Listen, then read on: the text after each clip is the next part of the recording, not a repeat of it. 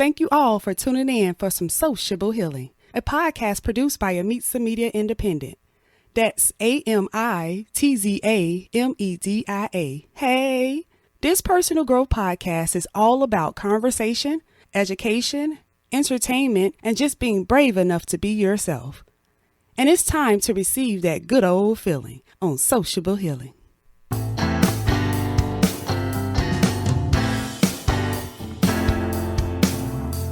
Amitza Media presents Sociable Healing. Hello, world. What a wonderful feeling to listen to some Sociable Healing, the Amitza Media podcast with your host, Teresa B. Thank you all again for tuning in for some Sociable Healing, where we share topics that awakens our minds to soothe our hearts. Because as I always say, if I'm not learning, then I'm not living. And it's time for Charge Up Monday. And on Charge Up Monday, we discuss daily life experiences and lessons we learned that will improve our personal growth and build healthy connections. What are some reasons why music is important to you? Is it the lyrics or the tune or both? Many people struggle with communicating with others but can say how they feel with a song that they write or have heard, making it easier to express themselves without having fear or intimidation. Chicago native and music recording artist C. Beasy joins me today, and he explains how music relates to his life and why he decided to pursue this form of art as a full-time career. He shares the inspiration behind his first two albums and his most recently released third album, Booth Music. He reveals his influences within the community and the people who keeps him grounded, and he expresses how women empowers him and the endearment and gratitude he displays in return. So let's listen, savor, and enjoy. What's going on with you anyway? Same thing, with everything going on. It's pretty much the same schedule, finish up the album or whatever. That's pretty much it. When is the album coming out? That is going to be done by this summer. Called it Booth Music. But music is not, I don't spell it traditionally. I spell it M-U-Z-I-K. So it's right on schedule. Is there a particular reason why you titled it Booth Music? I created that name probably maybe about 4 or 5 years ago, back when I was really just writing and just making songs, but I wasn't doing that major with it. So that was always something in my head, like one day I'm going to put a project together and I'm going to call it that. I call it Booth Music because it's more of a fun album. Summer feel music it's not too deep or whatever. It's just fun music. So since my last one was more serious. What was the name of your last album? Yeah, the last one was In My Eyes. In My Eyes is more personal. If anybody had listened to it, they might not get who I'm talking about, but there's just more personal things that's in there. It's a little fun music, maybe only a couple of tracks. What year did you release In My Eyes? 2019. And what was going on around that time for you to want to release an album that was more personal? The In My Eyes album, it covers things that may have happened years and years before those songs was released. I like to talk about what I see or what I've been through, even from childhood. There's some stuff in adulthood, and I plan on doing a second part to it because I didn't get to cover everything, but I did that intentionally. What was your first song you ever recorded? What was that first song? The first song that I recorded probably was maybe 98 or 9 on a tape recorder. That's how long ago it was. The cassette tapes? Yeah. Me and Joey's in the black room. Everything else, I just used to write little stuff, but that's when I can really say that I really, really started really rapping. Had to be around that time. So that's when you realized this is what you're supposed to be doing, was in 98, 99. Yeah, I've always been a good writer, but I think the fire really started in 98, 99. I wasn't that good though. I didn't have a style to go with, just mimicking some stuff and doing some stuff. but I just stayed at it. That I think that's the thing. Use two tape recorders, so one tape recorder for the music to come out of, and then the other tape recorder to record your voice. And that was over that's 20 years ago. that's a Wow. long time. That's 2 decades. So What had got you going during that first time to even want to record? What started that for you? Do you remember? yeah, it was him. At that time, we both had the same fire, so I kind of looked at him and I was like, I see it as something that we just both like to do, and I just took that and I just ran with it even further because I would come over sometimes and then he'll have a new tape ready with something that he done made, and that just really set me off. I need to go buy me a tape recorder or something so I can do it at home. At that time, I didn't have nothing written out.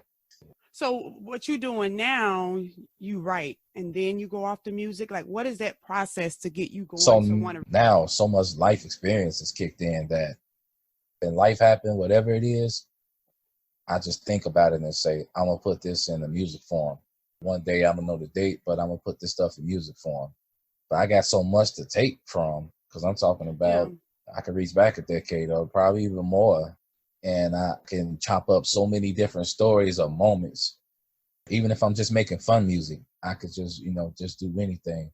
Some stuff I would jot down, just little ideas, and then Mm-hmm. I say, oh, I'm gonna come back to that, and I'm gonna patch it all together and make a full song out of it. And in my eyes, when I was doing that, I was in that zone. So I would have to sit, and sometimes I may have to sit and relive some things that was hard to go through. Mm-hmm. With me, I like to be authentic, so I like to really get back into that zone. So if it was something that made me upset, then I have to feel all the way upset again. I got to go through those emotions again. Yeah. That's how I can get the song together and write the song the way I need it to go. I didn't want to bore people with the deep music too much, so that's why I went to booth music. And then the next time around, I'm gonna go back. Your last album, In My Eyes, was more emotional and you didn't want to bring back to back emotional albums. You wanted to. Yeah, because if somebody's just discovering me or somebody listening to it, I just didn't want to, and not just for them, it was for me too. Because when I'm making an album like that, I really go back to that time that I'm talking about. So I'm really putting myself back in that time, and that's throughout the whole process of making that album. So if I go back to back with another one that's the same way, and I'll be irritated all over again for another one. I mean, I would think about all the stuff right in my head, and I know how I want it to go. Then I have to hook up with the right producers or find the right beat or music that can match what my thoughts is. Right. And I'll have headphones on. I will sit with that music for hours or that day or whatever it is, and then I'll let everything flood into me, or the words should go with that with particular beat or whatever. That's Yeah. how deep I get into it, and I ain't want to do that, Yeah. Yeah. because I mean, some people can just make stuff without feeling anything to it, but not me. I like to really, really feel it. It's like therapy. Yeah, of Yeah. course. It's musical therapy, of course. Yeah. Yeah, Different forms of how you can heal and recover from things you deal with when you're sharing it through your yeah, music. When I first heard the first track, and then I oh started yeah, listening to more songs, and then I knew, because I go off of feelings too, even when I don't know exactly what it is. It's a reason why I will say, okay, I want to hear what you're talking about. I want to get your right, perspective. I don't necessarily need to know at that moment what it is. I know that it's going to be revealed to me just by what it is you're doing. right, And you talked about how, like, the first track you recorded, how you had someone around that kind of helped motivate you to even begin recording. Then you mentioned how you don't like the back to back deep stuff as well because of what it may yeah, do for you. Before you start, do you know already the message you want to send out? yeah. I do. The first one that I really put together is called Sagittarius. But Okay. that was a whole different experience right there. It was more of an adult content type of thing. Okay. I'm a Sagittarius, and I really was giving the people part of me and my mentality or my personality, and it just reveals what a Sag is, so I really had fun on that one. This is life. What was the inspiration behind that? That was on the Sagittarius album. Okay. That was the last Oh. song. So the reason why I did that is because all the songs were just strictly sexual content. I wanted to leave you with an impression that, it's not all about just sex. I can tap into pure love and endearment. I wanted to give you that last thought on there. And I put that on there. That's why I did that. And I was thinking of, relationship and wanting to show that side. I really do understand what love is about. And I understand that having a good relationship gives you life. This is life. This is the life that I want. I wouldn't have life without it. If you go to This Is Life track, it won't say from Sagittarius album, or you can't find the attachment to the Sagittarius album because the Sagittarius album wasn't officially distributed and released. So you won't be able to do that. But if you went on YouTube or something like that, the full album is on there, and it's an underrated song. Some people may not get to that because it's not a party track or something like that. Yeah. I just say, like, you my sunlight where my light feels dark, a cool breeze in the heat. And I say something about you my oxygen. I'm just like giving real endearment. Ain't nothing wrong with expressing that, Yeah. Some people feel like, especially guys, feel like they can't do that. They won't be looked at as soft or something like that. So what stood out for me on that particular single, why it came to mind, was because it don't have to necessarily be applied to just an intimate relationship. When I'm listening to it, I can apply that to any type of relationship that I see as sacred, whether even spiritually. Like, I could listen and connect that to different things. That was another reason why that stood out. But even more, to know that it came from the first album, which was the only track that was different from all the other tracks in that album. Totally different. And totally the last twist. one. Yeah. I did that on purpose too. I did that for a reason. I remember sitting and listening to the full album with my girl, and track one up to the last one, she was not feeling it because it's tough when you with somebody and you listen to that, because you're like, oh man, they're gonna be looking at him. Really, they're gonna be looking at him now because the content is so out there. It's like he's gonna be attracting too much attention. But then when you get to that, you see how all the emotions change. Like, yeah, I like this right here. This put me in a whole different mind frame. And that was my whole point. And that's what I got out of it. It did seem different, but not in a bad way. Just enough to get my curiosity going to ask you that question and to know. As soon as you said it's on the Sagittarius app, I knew exactly what you were doing with it. I knew that it was okay. It's at the end. I thought that was clever because depending on who's listening, sometimes people anticipate getting something instead of just allowing it to come in. So if they're anticipating it, they're going to probably think differently on what it is versus really understanding the message. And that's how it kind of resonated with me in my eyes. What was that message? Yeah, that message basically just telling things of how I see things, through how I've seen things in my life through my own eyes, instead of the he say, she say, and people wondering how I felt about things or how I saw things. You get the message strictly through my eyes. There was a number of tracks. To just hone in on a couple of tracks, the one that you mentioned before, can you elaborate a little bit more on that? Kumish Mimish. Kumish Mimish. Yeah. Of course, I get that name from the movie Crooklyn.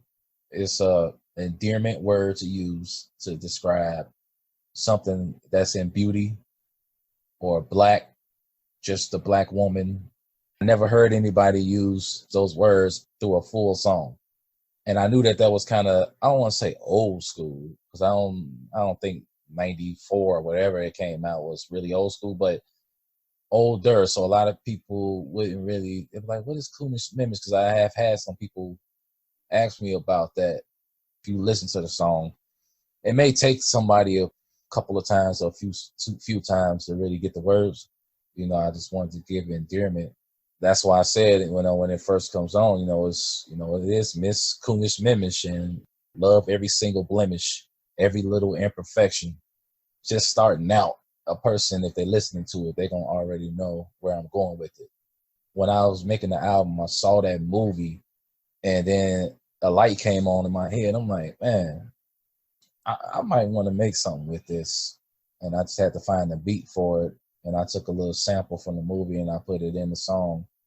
I started probably working on In My Eyes right after I was done with Sagittarius.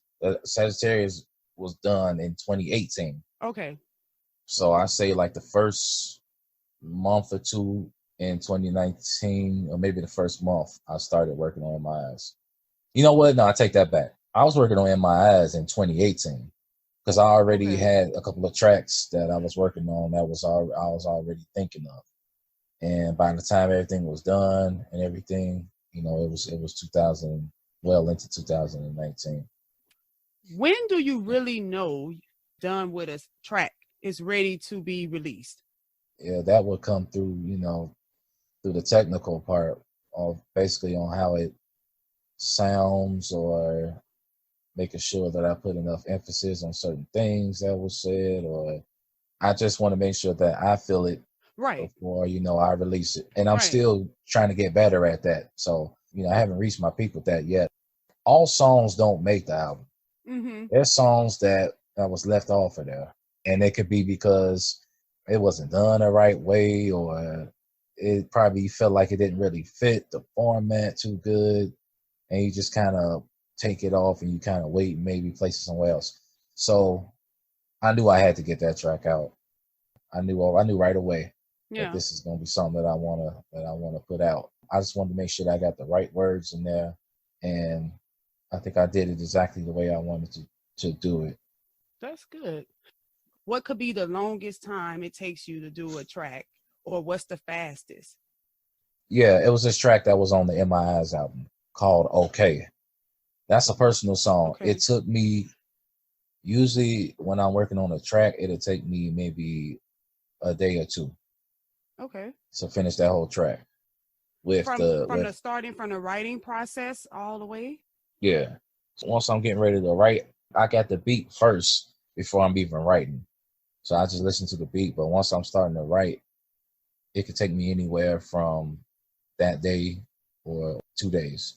These real life stories, and I already know what happened. I'm just putting it into metaphors. But the Okay, that song, probably almost a week to finish that song. And that would have been the longest. Because it was so touchy, I wanted to make sure that I'm getting stuff out there. Yeah. But not putting too much all at the same time. Yeah. Because it was real, real personal.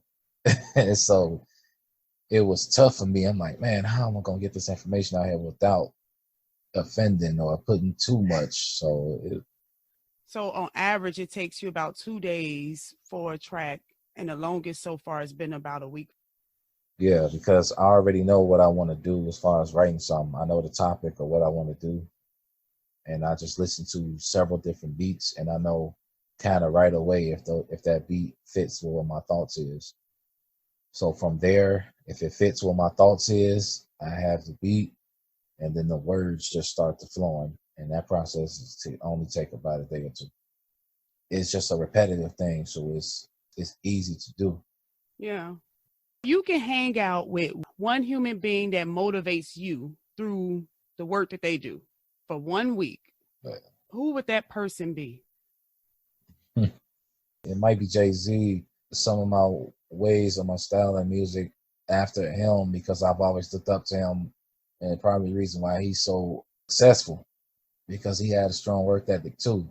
I think I would want to hang around that just to see exactly, how he was doing certain stuff, structure that, on how he operates to get to those next levels and things like that. I think that's one of the things that I probably would do. I would want to take it higher as well. I think that would probably really help me out I definitely would pick his brain, how to get to the next level. One thing that stand out for me with him, he is selective on who he speaks to publicly. And I do hear the Jay-Z in your music as Yeah, well. everybody does. Everybody always Yeah. says that. Like, man, y'all almost identical. I don't do that on purpose, but I think that because I idolize them so much through so many years, some stuff just gets in you and you can't do anything about it. It's like, all right, Right. it's just in him. And then a lot of that stuff is just me, how I am. Some of his ways is like me. I don't do a lot of that back and forth stuff. I'm not into beef. I'm not really into all the other extra stuff. Familiar things is around me at all times. And I'm real versatile. He has a strong versatility too, as far as certain music and stuff like that.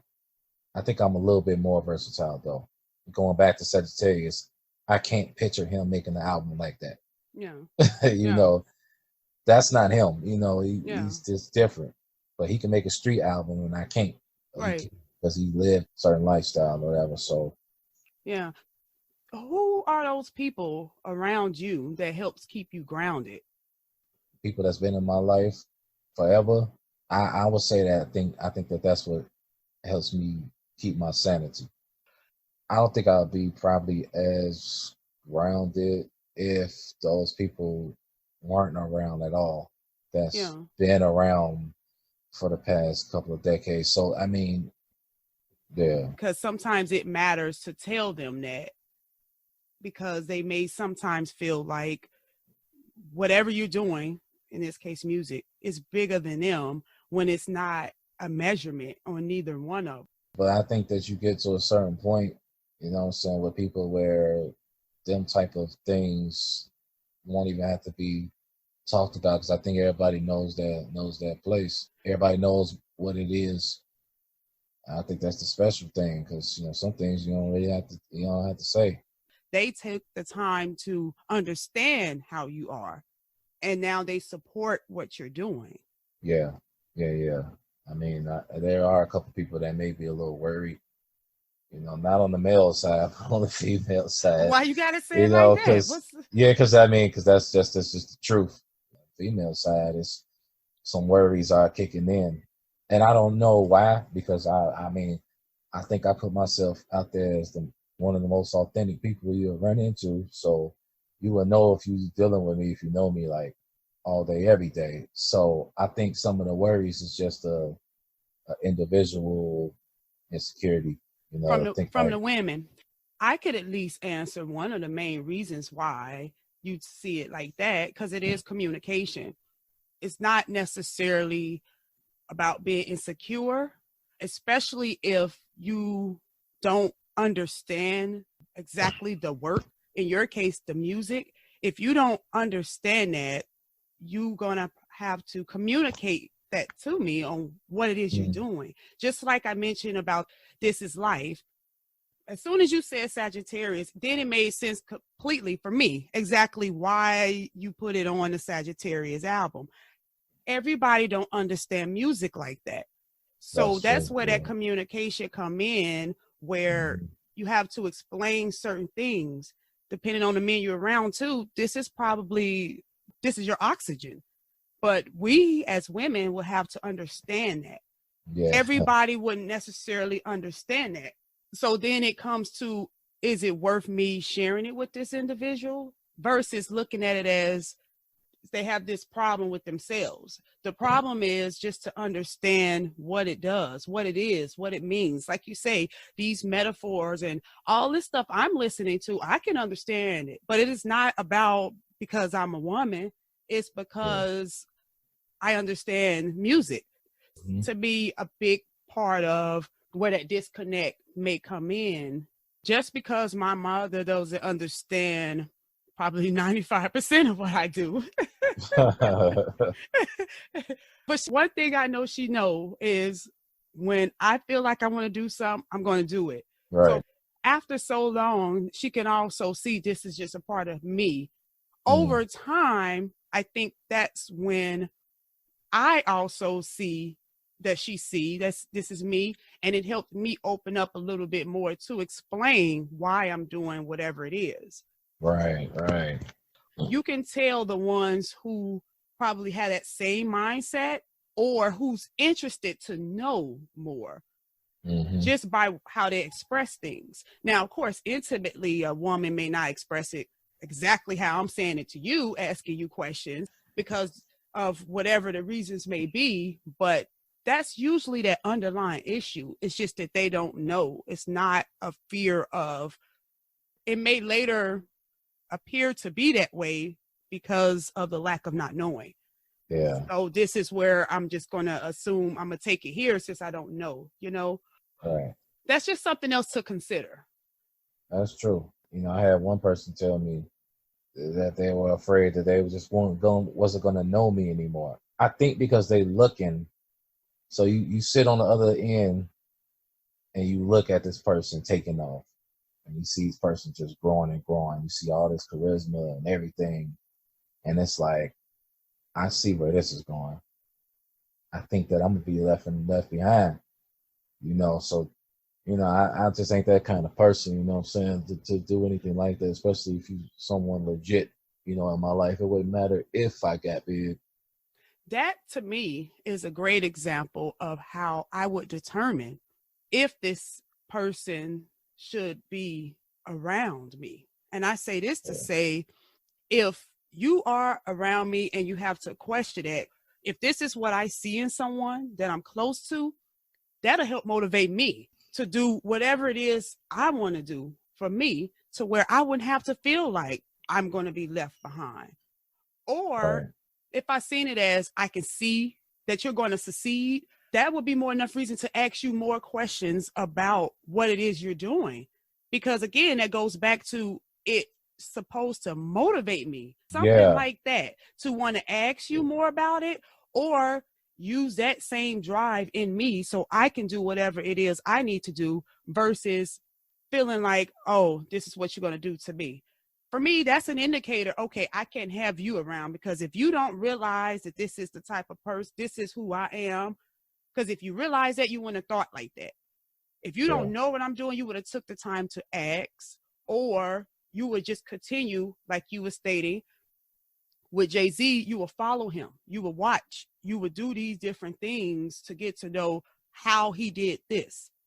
Right. And that's Yep. how I determine who is around me based on that, because that's when the friction can occur. That's when the problems, the drama, the stuff that, like you say, Hmm. that you don't want. And it can also help cloud your mind to make it difficult for you to even think about what else you want to do. Yeah, that's right.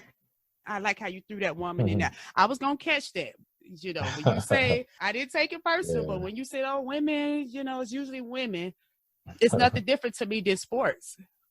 It's common that most men will probably be more into sports, and women may not be more into sports. It's not Right. that they don't like it. They just trying to understand the connection with it. Hmm. And Yeah.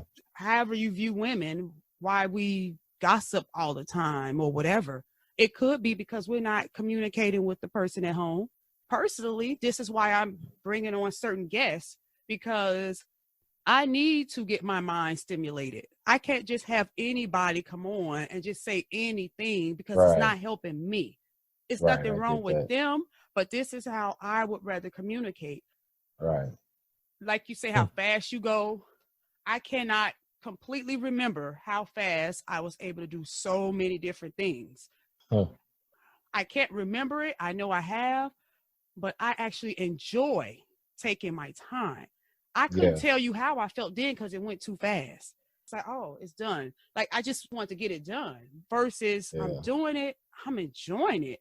That's Yeah. two different things, That's because that true. let me know the first time I'm rushing, I wasn't doing it for me. First of all, if I couldn't feel it, if I couldn't really feel it and embrace it, it wasn't for me. So I had to figure out what is it that's going to make me feel like, yep, this is Teresa. But I'm glad you had the time today. You Yeah. Of know, course. I enjoy conversations with CBZ, and there will be more to come in upcoming seasons. But in the meantime, go to this episode's blog post right now to learn 3 reasons why music is important. And if you haven't already, you can also listen to my conversation with CBZ on episode 10. What are some reasons why music is important to you? Is it the lyrics or the tune or both? Mine's is much of what was discussed today and on previous episodes, and there's more on this week's blog post as well. And with you sharing your connection with music may help others understand more of who you are. So let's all get charged up for the week.